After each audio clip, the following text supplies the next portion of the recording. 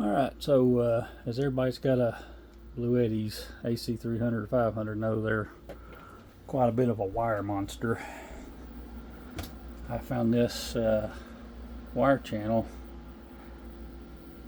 so now I have all my connection cable, my PV cable, my 110 cable. I have an enhancer on each of the batteries, and same down here on the slave unit. So enhancer. I've got all that wire hidden inside of these, and then back here it comes out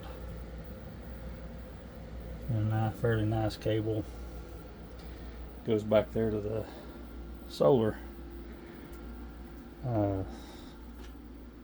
Cap snaps on really easy. For the big wires, just had to bend a couple of those tabs back for the wires that were real big.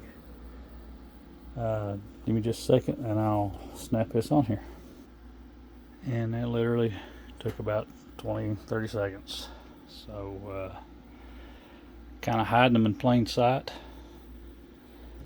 I guess technically you could paint that thing black, but to me that looks way better than the alternative with all the other wires.